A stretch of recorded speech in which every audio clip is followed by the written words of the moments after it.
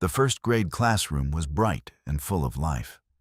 Colorful posters covered the walls, ABCs, numbers, and smiling cartoon animals. The air smelled like crayons and pencil shavings. The sound of children working filled the room.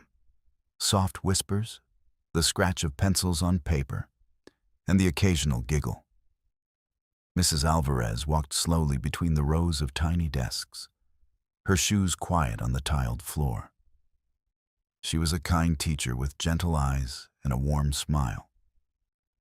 The kids loved her because she always listened and never yelled. Right now, her students were taking a simple spelling test. Words like cat, dog, and sun. Most of them were bent over their papers, carefully writing each letter. But one child wasn't writing. Lucas, a small 5-year-old boy with messy brown hair, was hunched over his desk. His fingers gripped his pencil too tight, his knuckles pale. Usually, Lucas was full of energy, laughing, raising his hand, bouncing in his seat. But today, his head was down. His shoulders were stiff, like he was trying to make himself smaller. His eyes, usually bright and curious, were fixed on his paper, but he wasn't writing the words. When it was time to collect the tests, she moved from desk to desk, picking up each paper with a quiet, "good job," or "keep trying." When she got to Lucas, she paused. His test was almost blank. Instead of the spelling words, at the very bottom of the page, in shaky, uneven letters, he had written, "Help me." Beneath the words was a dark smudge. A tear? Mrs. Alvarez's stomach twisted. Her first thought was this a joke? Kids sometimes scribbled silly things when they didn't know the answers. But Lucas wasn't the kind of boy who played games like that. She knelt beside his desk, keeping her voice soft. "Lucas, honey, are you okay?" He didn't look up. His lips pressed together, like he was afraid to speak.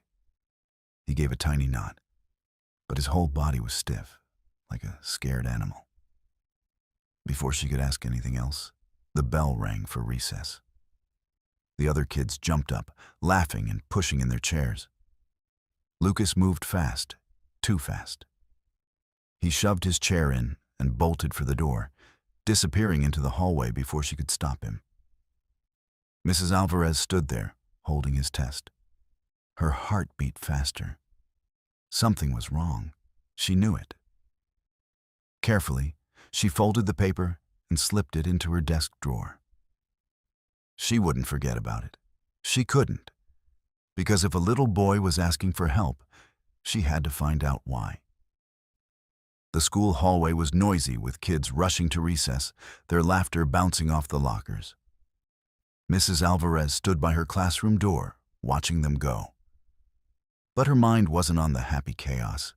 It was on Lucas, on those two small, desperate words. Help me. She needed to think. Closing her classroom door, she walked quickly to the teacher's lounge. The room was quiet, with only the hum of the coffee machine and the faint smell of microwave lunches. Mrs. Alvarez sat down at the small table and pulled out Lucas's school file. She flipped through the pages.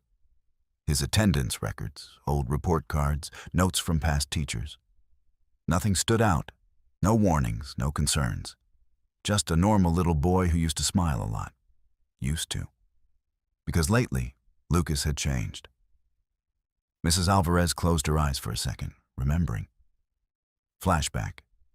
2 weeks ago, Lucas had been lining up for gym class when a janitor dropped a metal bucket in the hallway.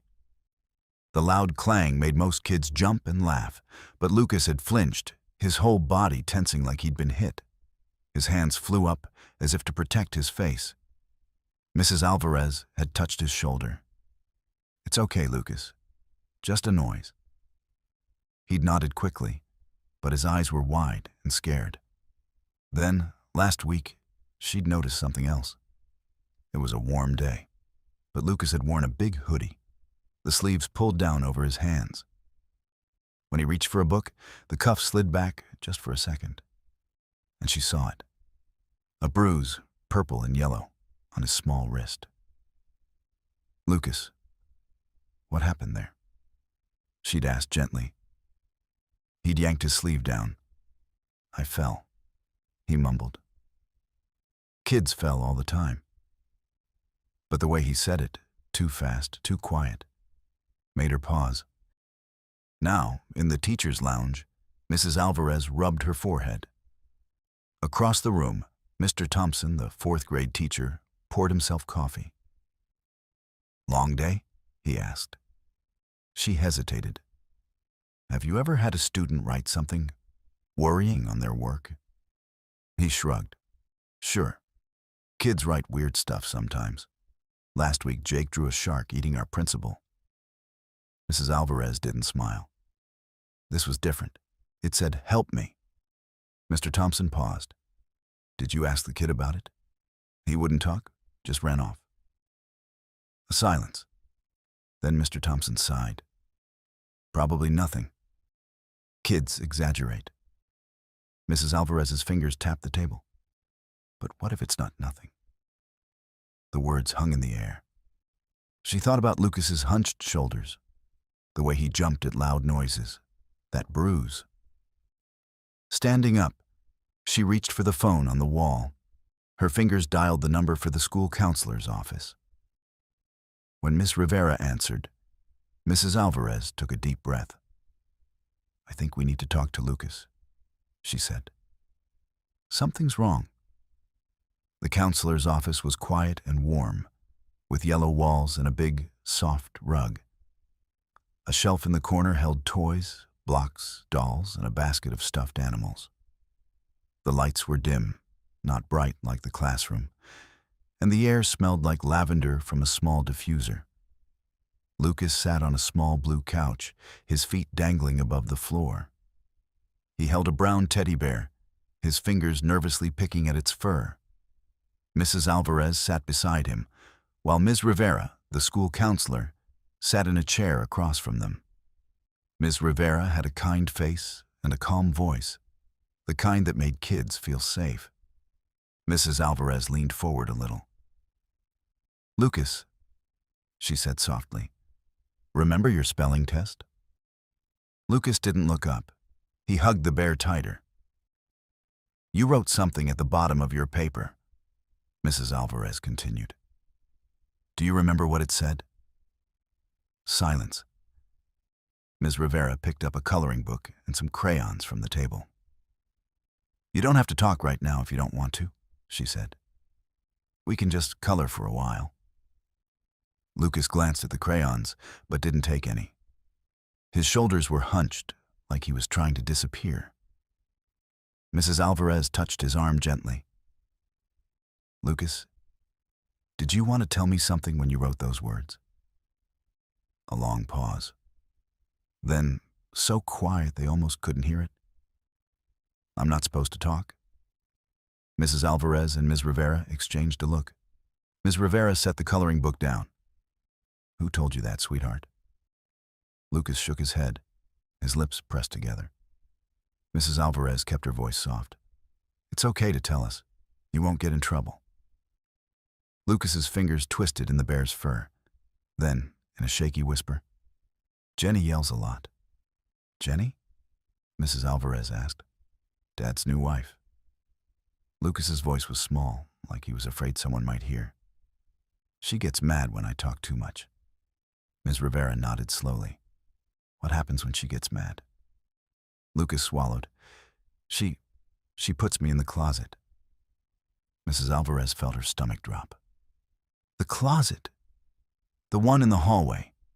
Lucas whispered. "It's dark. She locks it. She says, 'Bad kids go in the dark.'" His voice cracked on the last word. A tear rolled down his cheek, and he wiped it away fast, like he wasn't allowed to cry. Mrs. Alvarez's throat tightened. Without thinking, she reached out and took Lucas's small hand in hers. His fingers were cold.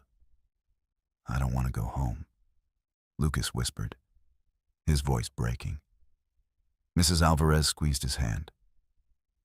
"You're safe here," she said firmly. "No one's going to hurt you."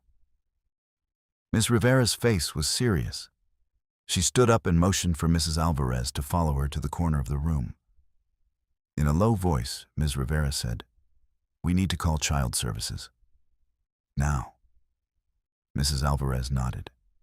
She glanced back at Lucas, still curled up on the couch, hugging the bear like it was the only thing keeping him safe. Her heart ached, but she knew what had to happen next. On speakerphone, a woman's voice crackled through, the social worker from Child Protective Services. "We're sending someone right now," she said, "but it'll take about an hour to get there." Mrs. Alvarez's stomach twisted. She checked the clock on the wall, 2:30 p.m. "An hour?" she said, leaning forward. "But Lucas's father is supposed to pick him up at 3. The social worker sighed. "I know it's tight. Just keep Lucas at school until we arrive. Don't let him leave with his father." Principal Harris rubbed his forehead. "And if his dad insists?" "Stall," the social worker said firmly. "But don't tell him why. We don't want to tip him off before we get there." Mrs. Alvarez stood up so fast, her chair squeaked. "Lucas is in the nurse's office right now. I told him to wait there." "Good," the social worker said. "Keep him there. We're on our way." The call ended, and for a second, no one spoke. The air in the room felt heavy. Principal Harris cleared his throat. "All right. Mrs. Alvarez, you go stay with Lucas. Ms. Rivera and I will handle the father if he shows up early." Mrs. Alvarez nodded and hurried out of the office. Her shoes tapped quickly down the hallway toward the nurse's office. Her mind raced. What if Lucas's dad was already here? What if he demanded to take Lucas right now? She pushed open the nurse's door. Lucas sat on the edge of a small cot, swinging his legs nervously. The nurse had given him a juice box and a bag of crackers, but he hadn't opened them. His face was pale. "Hey, sweetheart," Mrs. Alvarez said, forcing a calm smile. "You're doing great. Just wait here with me a little longer, okay?" Lucas's big eyes flicked to the clock on the wall. "Daddy's coming soon," he whispered. Mrs. Alvarez sat beside him and squeezed his shoulder. "I know, but we're going to make sure you're safe." Just then, Ms. Rivera's voice crackled over the phone on the nurse's desk. "Mrs. Alvarez, his father's truck just pulled into the lot." Lucas whimpered and shrank back against the wall. Mrs. Alvarez's heart pounded. She grabbed the walkie-talkie. "The social worker."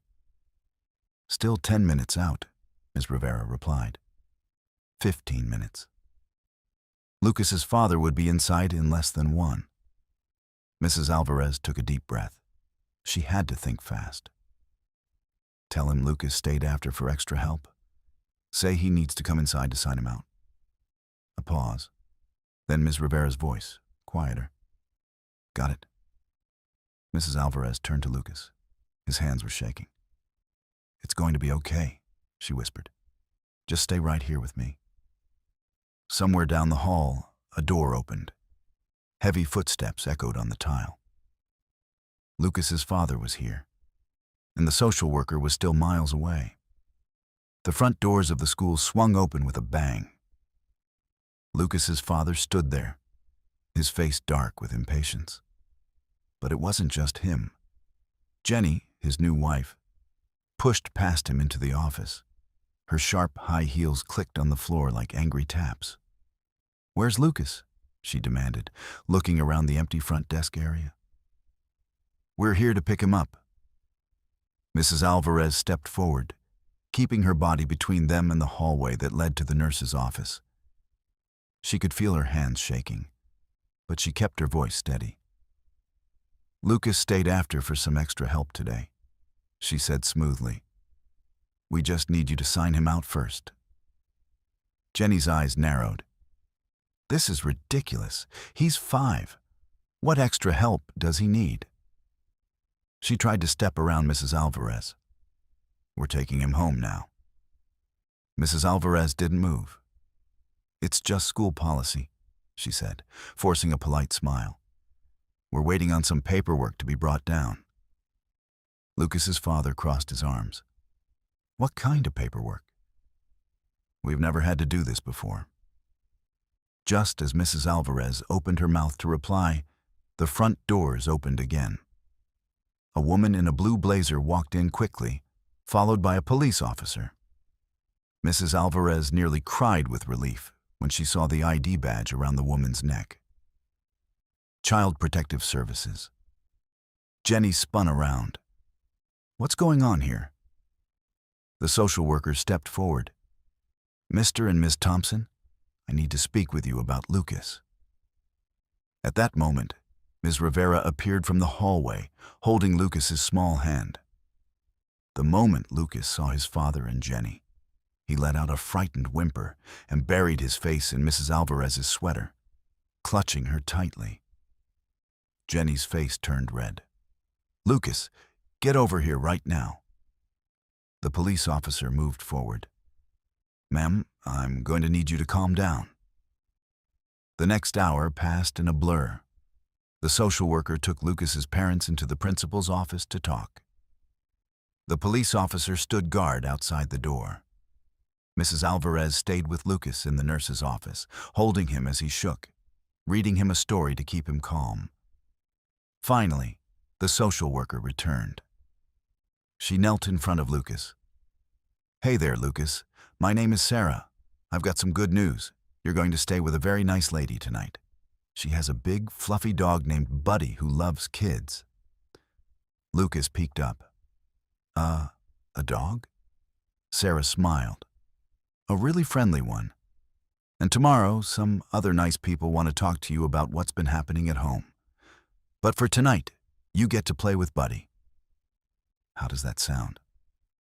Lucas nodded slowly. Mrs. Alvarez helped him gather his backpack, her hands trembling as she zipped it up.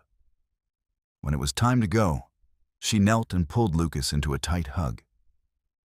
You are so brave, she whispered in his ear. Remember that, okay? Lucas hugged her back fiercely, then took Sarah's hand. As they walked out to the social worker's car, Lucas turned and waved one last time. Mrs. Alvarez waved back, watching until the car disappeared down the street. She took a deep, shuddering breath and leaned against the school doors. Behind her, Principal Harris put a hand on her shoulder. You did good today. Mrs. Alvarez wiped at her eyes and nodded. Today, she said softly, we did our job. If you enjoyed this story, don't forget to give it a thumbs up and hit that subscribe button.